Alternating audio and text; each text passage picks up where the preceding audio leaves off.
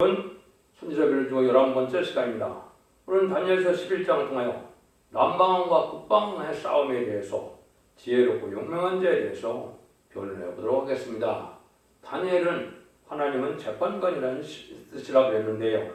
다니엘서는 하나님께서는 역사의 주관자이심을 보여줄 때 인간의 생사화복이나 때와 기한이나 나라의 흥망성쇠나 왕의 세움과 폐함이 나라의 지경과 경계를 주관하는 것이 다 하나님의 절대적인 주권하에 있음을 보여주시는데요.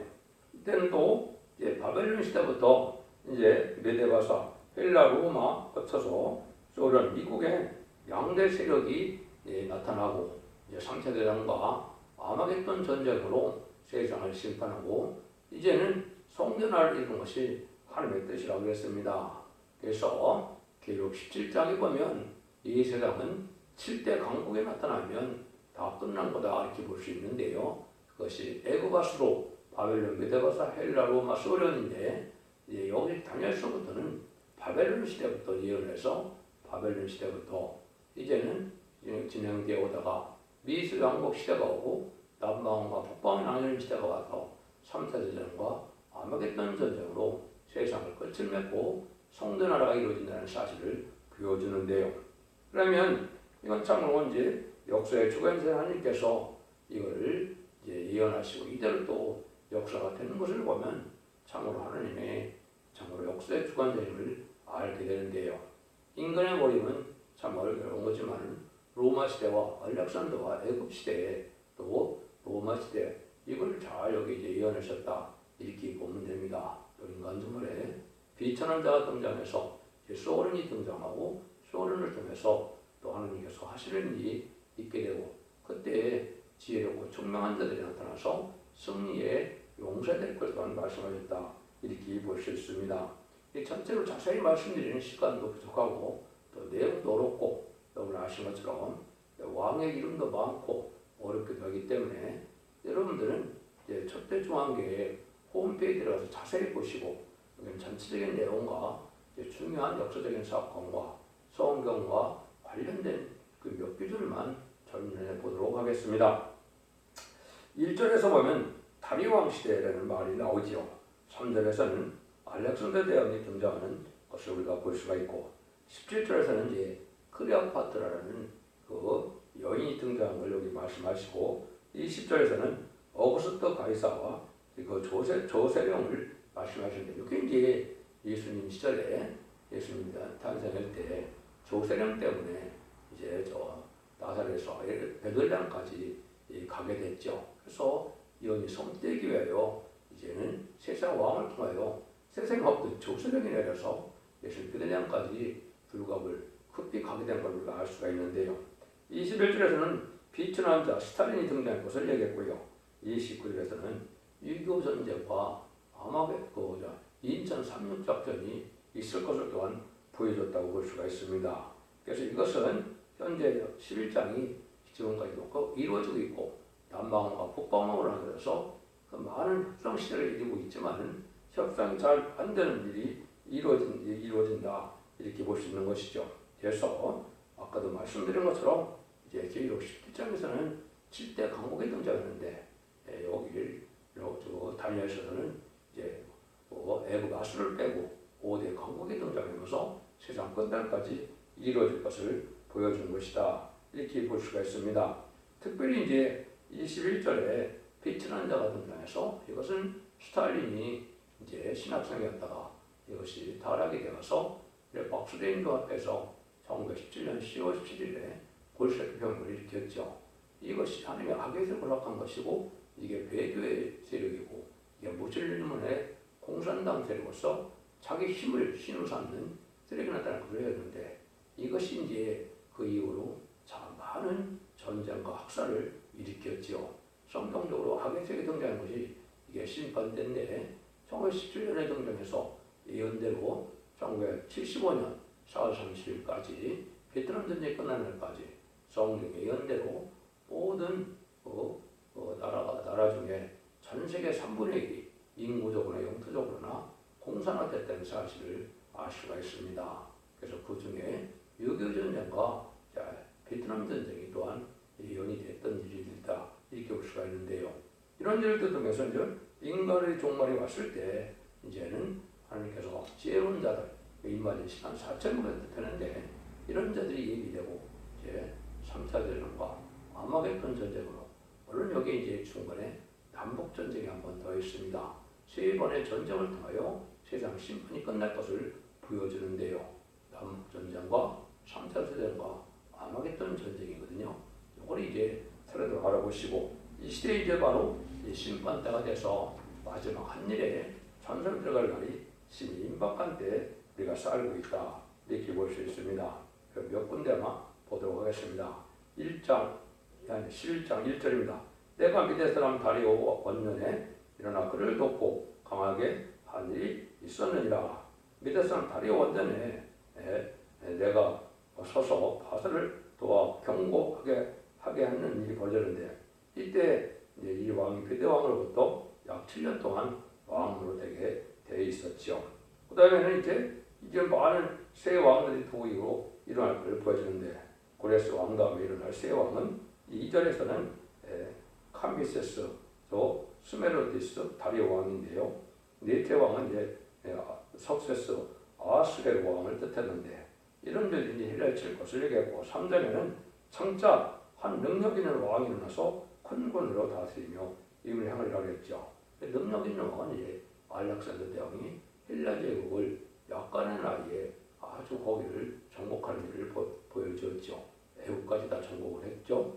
이런 일들이 이제 있을 것을 보여줬다 이렇게 볼 수가 있습니다. 그래서 이런 일들이 계속 진행되다가 아까도 말씀드린 것처럼 로마의 왕이나 또 애굽의 왕들이나 헬라의 왕들이 아주 복잡하죠. 이런 복잡한 일이 수없는 전쟁을 끊임없이 이제 해가고 있는 걸 여기 이제 쭉 볼 수가 있습니다. 그런 전쟁이 이제 쭉 진행돼서 결국은 우리가 예수님이 오실 때가 바로 언제니까 로마 시대죠. 로마 시대에 이제 등장하는 일이 여기 이제 말씀하셨다 이렇게 볼 수가 있습니다. 그래서 이런 많은 전쟁을 통해서 이제는 그런 결과가 주는 정한 때가 되니까 하나님께서 로마의 이제 세력이 나타나서 로마 세력이 또 어떻게 됩니까? 유대인을 정복함으로 예수님이 시작에 이르게 되는 일들이 벌어지죠. 그런 일들이 이제 쭉 되는데 16절에 보면 이제 오직 와서 치는 자가 이물을 향하리니 능히 그 앞에서 칠 설 사람이 없겠고 그 영원한 땅에 설 것이요 그 손에 멸망이 있으리라 그래놨죠. 영원한 땅에 산다 그랬죠. 여기서는 바로 이제 뭘 얘기했냐면 로마의 왕 폼페이가 이제는 팔레스틴을 정복하는 일을 말씀한 겁니다. 영원한 땅은 유대인 팔레스타인 땅인데 주전 63년에 로마가 이제 속국을 만들어버리는 일이 있었죠. 그래서 폼페이 앞에 등이 설 사람이 없었다. 아주 강한 세력이었다 이 말이죠. 그래서 다시 로마의 폼페이가 수위를 쳐서 북방왕이 되는 이런 일이 벌어졌는데요. 남방 애국과 동방과 영원한 땅 팔레스틴을 점령하는 그 위험이 성취된 것이다 이 말입니다. 그래서 로마는 주전 61년부터 유대민족과 동맹하였으므로 관계를 맺게 됐고 예언상 중요한 의치를 나타내게 된 것이다. 그는 로마가 유대를 관할하게 되는 주전 유대를 정복할 때부터 이때 때이다. 근데 이때 여러분이 17절에 보면 여러분이 유명한 클레오파트라가 등장함으로 로마와 애국과의 관계가 여기 진행이 되죠. 또 한번 보시면 17절입니다. 그가 결심하고 전국의 힘을 다하여 이르렀으나 그가 화천할 것이요 또 여자의 딸을 그에게 주어 그날을 패망케 하려 할 것이나 이르지 못하리니 그에게 무익하리라. 여기 얘기를 했죠. 그래서 이때 로마가 유대와 수메르를 정복하기 전에 마게도니아의 그리스를 점령했는데 알렉산더 대왕이 죽은 후에 이제 애굽에는 전부 로마의 속국이 되는 일이 벌어졌죠. 근데 그때 이제 애굽 왕에는 도데미가 이제 살았는데 그때가 그 왕이 죽고 난 다음에는 도데미 프톨레미 12세라고 그랬죠. 또 그의 딸 또 클레오파트라. 그러니까 남매지간인데 이 사람들이 이제 부부가 돼서 그 애굽을 다스리는 시대가 온 것이죠. 그래서 애굽의 왕위로 이제 그들이 이제 계승하게 되는데 이때 로마에서 이제 그들을 이제 그냥 둘 수가 없죠. 로마가 이제 그들을 다스려서 후견을 삼고자 하는 때가 오는데, 그것이 이제 여러분이 잘 아는 것처럼 이제 줄리어스 시저가 그때 등장을 하죠. 그래서 이런 일들이 이제 벌어짐으로 이제 줄리어스 시저가 이제는 그 이스라엘 정부 애국을 정복하러 가게 되죠. 그래서 먼저는 이제 폼페우스가 이제 그 전쟁에서 주전 40년을 패하여 애국을 도망갔었는데 다리오에게 이제 결국은 암살을 당해 죽었습니다. 그래서 애국의 후인 폼페이가 죽으니까 줄리우스 시저가 애국의 황실의 후견이 됐던 것이 역사적으로 그렇게 되어 있었죠. 그런데 이 클레오파트라는 어떻게 했습니까? 그때 뭐 천하의 뭐 절생 미인이다 이렇게 얘기했는데 강교한 여자인가 보죠. 예? 로마의 총독으로 온 시저를 띄어서 결혼하게 되죠. 결혼하게 돼서 이제는 저기했는데 사랑에 빠지다 보니까 로마의 또 말을 잘 안 듣는 일이 벌어졌죠. 그래서 또 어떻게 했습니까? 여러분이 잘 아는 것으로 이제 안토니오가 이제는 거기를 또 이제 정복하러 가게 되죠. 그래서 이제 그런데 어떻게 했습니까? 이 클레오파트라가 안토니오를 그 시저를 돕지 않고 또 안토니오를 또 이제는 자기 원수인데 그를 또 끼어서 또 안토니오하고 결혼하게 되는 일이 벌어지죠. 이런 일이 역사적으로 이제 이루어지게 돼 있는데 이런 일들이 이제 있었죠. 그래서 이제는 그런 애굽은 시저에게 애굽 황실의 후견을 치료해주고 좋은 약조를 맺었는데 클레오파트라가 바로 시저에게 맡겼는데 클레오파트라는 몸을 망쳤고 이제 애굽에 도움도 되지 못했는데 시저에게는 그래도 아무런 유익이 없이 됐고 안티오는 그걸 클레오파트라는 또 안티오에게 들어가게 됐죠. 근데 18절에 보시면 후에 그가 얼굴을 썸들로 돌이켜 많이 찌할 것이나 한 대중에 와서 그의 꼬이는 수욕을 씻고 그 수욕을 그에게 돌리리라. 여기는 이제 시저가 여러 섬을 정복하게 됐는데 여러분들이 이제 그 시저가 로마 개성장으로 등장하는 걸 여러분이 영화에서도 많이 보셨을 겁니다. 그래서 정신 집중관이 됐는데 그가 이제 아주 격언해지고 그러니까 그의 그 부하 대장 브루터스에 의해서 그가 또 죽임을 당했죠. 그래서 시저가 이제 그 원로의 회의에 참여시킬 때 죽이는 장면이 나타나죠. 그래서 이런 일이 이제 벌어지다가 이제는 줄리어스 시저까지 죽게 되니까 그 다음에는 어거스트 시저가 이제는 계승하게 되는 것이 11장 27절이요. 그 뒤를 이을 자가 토색한 자로 그 나라에 아름다운 곳으로 두루다니게 할 것이나 그는 분노함이나 싸움이 없이 연달이 못되어 망할 것이라고 그랬죠. 그러다 아름다운 곳으로 돌아다닌다. 이게 이제 여러분이 지금 아까도 말씀드린 것처럼 예수님이 태어나기 직전에 이제 어거스트 시저가 뭘 했습니까? 이제는 조세령을 내렸죠. 그게 이제 아름다운 곳으로 두루다니게 되는데 그 조세령 때문에 이제 예수님이 나사렛에 살다가 부랴부랴 베들레헴으로 가게 해서 베들레헴에서 이제 해산하게 돼서 비가서 5장이 응하는 일이 벌어졌죠. 이것이 이제 하나님께서 하나님의 뜻을 이루기 위해서 이방의 왕들을 이렇게 또 들쓰는 걸 우리가 알 수도 있고 하나님이 하신 일은 참 놀랍다는 뜻이 생각이 들죠. 그래서 여러분이 아마처럼 이제 어거스트 시저가 됐는데 시저라는 것이 이제 그때 당시에는 신성 장례의 뜻으로 죽은 것인데 이때는 모든 왕들도 이제 시저 호칭을 주게 됐었죠. 그래서 이때 이제 아까 얘기했듯이 조세령을 통해서 하나님의 말씀하는 과정을 우리가 알 수가 있다 이렇게 볼 수가 있는 겁니다. 그 이후에는 이제 바로 뭐가 등장하느냐?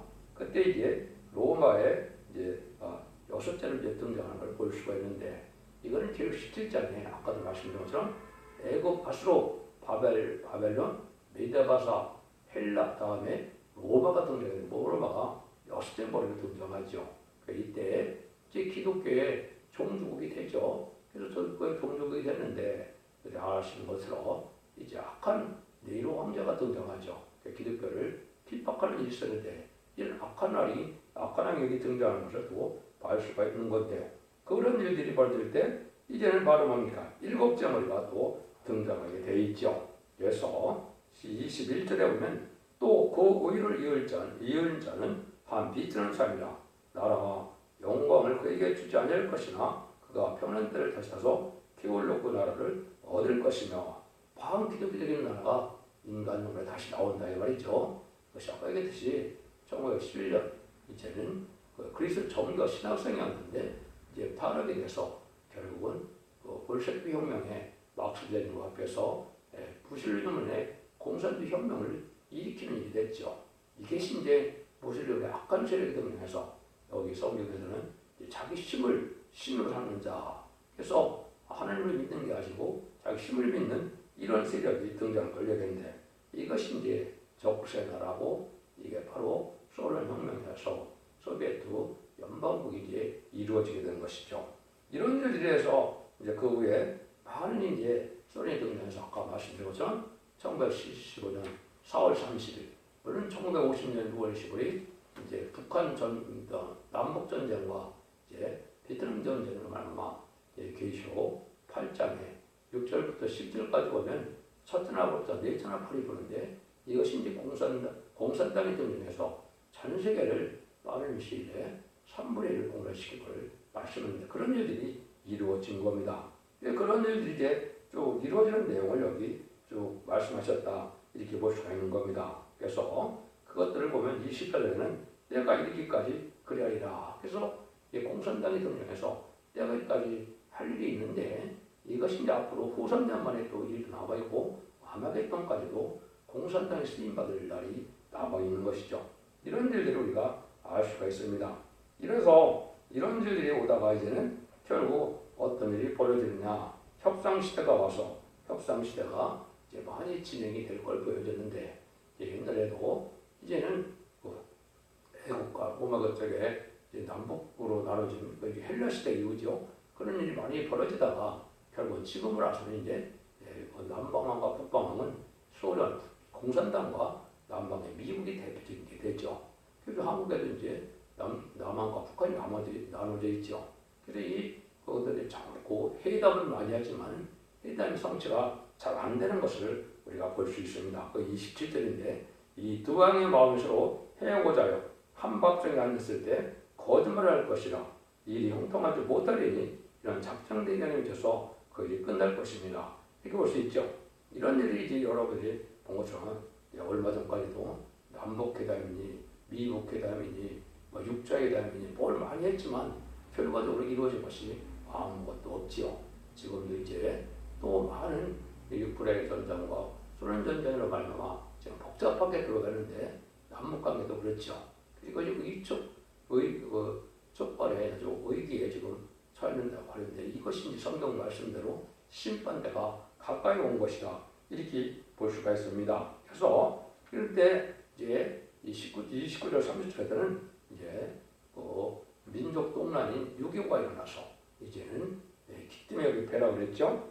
작정된 간에 그가 다시 와서 남방에 갈 것이니 일본이 전범만 못하리니 이는 기뜸의 배를 이르러서 그를 칠 것이라고 그랬죠. 여기 이제 메가더 장군에 의해서 인천 쌍육 작전으로 한국이 남한이 이제 멸망 직전에 구원함을 받게 됐죠. 그래서 지금 남한에는 이제 기독교국가가 돼서 사명이 있기 때문에 하나님이 기독교를 번성시키고 경제를 번성시키는 일이 됐죠. 이래갖고도 아직 협상시대가 아직 안 끝나고 있는데 이런 일들이 벌어지다가 결국은 이때쯤 되면 하나님께서 어떻게 해요? 이렇게 때려본 다음에 이제 20세기 후반, 유교 후반이 되겠죠. 이때부터 인간 종말에 이제는 무슨 일이 벌어지느냐. 그래서 오직 자기 하나님을 아는 백성은 강하여 용맹을 바란다. 이렇게 나오는데 이때는 바로 뭐냐. 한살 협상시대가 와서 지지분야일 때 하나님 발세 사명자가 일어날 때가 오는데 이게 하루쯤에 금방 일어나면 되는데 이게 쉽지 않죠. 많은 마귀들에게 그 방해를 해서 쇠퇴해진다. 이런 말씀을 했습니다. 그런데 이런 일들이 이제 결국은 다니엘상 지혜 충만 받은 자들이 시간사쯤에 변성으로 나타나는데 여기 쭉 보면 작정된 기간이 있다는 말 말씀하시죠. 이것이 이제 곧 시작이 돼서 선구적인 일이 나오고 전산면 들어가면 37개월 동안 입맞은 자들 시간 4천명인데 지혜롭고 용맹스럽다. 하나님의 말씀을 철저히 믿는 강한 진리의 용사, 신앙의 용사들, 장배 신앙들에 들어와 나타날 걸 보이는데 착정된 일이 있다는 것은 이제 말씀드린 것처럼 전삼자문에 대해서 37개월 동안 21,4천명을 이기는 때가 또 있다 이 말입니다. 그걸 35절에 보면 또 그들 중에 지혜로운 자 몇 사람이 세입하여 우리 연단케 되며 청격게 되어 희게 되어 마지막까지 이르게 하리니 이런 작정된 게 있습니다. 그랬죠. 이런 일이 벌어졌다. 결국은 아마겟돈 전쟁 때 최종 승리하는 우리가 되게 되죠. 이것이 바로 마지막 하늘에 천사만의 대지들과 후삼전문에서는 심승통치가 이루어져서 육령표를 받게 되고 육령표를 받게 되는 시인파의 대상자가 되어서 이제는 후삼전문 후에 지상 가운데 많은 예수님의 병마탄 군대에서 아마겟돈 때 최종 승리하게 될 것을 말씀한 것이다. 이렇게 볼 수가 있는 겁니다. 이런 일이 이제 계속 내려오다가 이제는 이 악의 세력인 자기 힘을 신으로 삼는 이 세력들은 아주 교만한 세력이 됐죠. 왜냐하면 전 세계 3분의 1을 공산화시켜서 열날의 의성국가를 거느릴 때까지 어느 종교도 어느 나라도 공산당을 당할 적이 없었거든요. 그러니까 아주 시대에 대한 교만한 세력이 됐죠. 이런 일들이 지금 진행되고 있는 시대다. 이렇게 보고 이제 이것이 많은 협상 시대인데 이것이 이제 계속으로 본다면 청왕말 시대다. 그래서 이것은 심판대가 가는 것이다. 청왕말 시대는 이제 그 자본주의, 민주주의가 공산당과 협상하여서 이제는 지금으로 말하면 이제 좌파 정권들이죠. 이런 일들이 벌어지게 되는데 이것이 결국은 악의 되게 돼서 심판의 대상자가 돼서 심판대가 온 것이다. 이렇게 볼 수가 있습니다. 그런데 이제 역사적인 전환점이 이제 11장 40절입니다. 마지막 때 남방왕이 그를 들으니 북방왕이 병거와 마병과 많은 배로 히레바렘처럼 끓이기로 가져와서 그 여러 나라에 들어가며 물이 엄청같이 지나갈 것이요. 그러면 이제 남방왕이 그를 들은다. 그래서 오늘 두 번의 전쟁을 뜻한 겁니다. 성경에 보시면 이제 먼저 주님께서 마태복음 2장 21절에 창세기로는 환란이 있다 이렇게 말씀하셨고 다니엘 12장에 보면 개구리는 환란이 온다 이렇게 얘기를 했거든요. 또 요엘서 2장 2절에 보면 1절과 2절에 보면 작은 환란이 온다 그랬거든요. 이게 바로 우리 지금의 남북전쟁인데 이것이 선주권 한국이 먼저 심판의 환란을 맞이할 것으로 보여지는데 이것이 이제 아주 임박한 때 우리가 살고 있다. 이게 금년일 가능성도 많이 있다 이렇게 볼 수 있는 건데요. 그 다음에 이제 이게 이중성취가 돼서 두 번째는 계시록 9장 14절 15절에 보면 전 세계 3분의 1이 죽게 되는 3차 세계대전이 있죠. 그것이 이제 있고 난 다음에 그런 3차 세계대전은 북방세력이 이기게 돼서 북방세력이 이기게 되므로 이제는 심승표를 받는 수정통치기관이 13장 같이 이루어져서 심승표를 받게 되죠. 그 다음에는 이제 계시록 16장 16절과 그리고 19장 11절에서 21절 사이에 보면 아마겟돈 전쟁이 있죠. 이때 이제 최종 승리함으로 이제는 공산당 세력이 전멸당하는 것이 심판의 끝이거든요. 그 일들을 여기 얘기한 것인데 40절에서 3세절이 일어난 후에 어떤 일이 벌어지느냐 41절 42절입니다. 그가 또 영원한 땅에 들어갈 것이요 많은 나라를 빼망될 것이니 오직 에돔과 모압과 암몬 자손이 존귀한 자들은 그곳에서 벗어나리라. 그가 열국의 손을 펴리니 애굽 땅도 여지 못할 것이므로 그래서 이제 3차 대전에서 공산당이 이기게 되면 이 세상을 이제 마귀의 세상을 만드는 수정통치기가 이제 짐승의 피를 받게 되는 일이 되는데 종교한 자들은 말씀에 대해서 들림을 받고 이때 전산 동안에 이 말씀의 비밀을 전하는 교회의 복음을 순종하다 200초로 5초로 받는 자들은 복을 받지만 그 나머지 사람들이 이제 멸망을 당할 때가 온다 이 말입니다. 그래서 이것이 이제 후삼전 말인데 그것이 43절이죠. 그가 권세로 애굽의 금은과 모든 보물을 잡을 것이요 리비아 사람과 프루스 사람이 그의 시종이 되리라. 이 리비아 사람과 프루스 사람이 아프리카 사람들이 이제 공산당 소련이 3세대에 이기게 되므로 그들 수정돈이 돼서 거기를 근거로 해서 거기 자원들을 이용해서 이제는 후삼전만을 지낼 것을 보여준 겁니다. 이것이 이제 이사 18장 5절 6절에도 보면 산의 독수리들이 그것으로 과하며 땅의 짐승들이 그것으로 과동하리라 이렇게 얘기했거든요. 이것이 바로 이제 아프리카 지역의 이제 중심으로 후삼전만을 다스리는 시간이 있을 걸 보여준 겁니다. 그런데 이제 그런 일이 있고 난 다음에는 이제 아주 가장 어려운 말씀 중 하나가 40절, 45절이죠. 그러나 동북에서 또 소문이 이르러 그로 범있게 함으로 그 분노가 나가서 많은 무리를 다 도륙하며 진멸코자 할 것이요 그가 장막 공전을 바다와 용화롭고 거룩한 사이에 베풀 것이나 그의 끝이 이르니 도와줄 자가 없으리라. 이게 후3년만이 이제 돼서 이제는 짐승의 표를 받게 되는데 이때 대제장이 일어나고 이제는 지상강만은 예수님이 병같은 군대가 되어서 14만 4천 명이 이 땅에 내려오죠. 그걸 보고 이제 아주 거기에 동물의 소문이 일어서 범인에게 된다 이 말이죠. 이것이 이제 앞으로 성경적으로는 전날만부터 인치는 역사가 있고 남북전쟁을 통일시키는 역사가 있고 14만 4천을 일으키는 역사를 또 통하고 또 공산당에게 마지막으로 택한 백성을 살리는 재물을 당신을 건드려서 11장 5절과 6절 같이 택한 백성을 구하는 일들이 이제 북방색이 아주 범민하고 고민할 일이 되는데 마지막 때는 이제 아까도 말씀드린 것처럼 시상강림하는 백만 땅 군대에서 하마기 때 최종 승리하게 될 것을 여기 말씀하신 것이고 그 사람들은 이제 대부분 많이 죽었지만은 이 우두머리들은 이 장막 공주라는 것처럼 시야에 다 숨어서 자기들이 살 길로 숨고는 이제 핵무기를 터뜨리는 일이 벌어지죠. 이때 이제 최종 다 망하게 돼서 이제는 백만탄부대가 최종 승리함으로 이제 전멸되는 이런 일이 벌어질 것을 말씀하신 것이죠.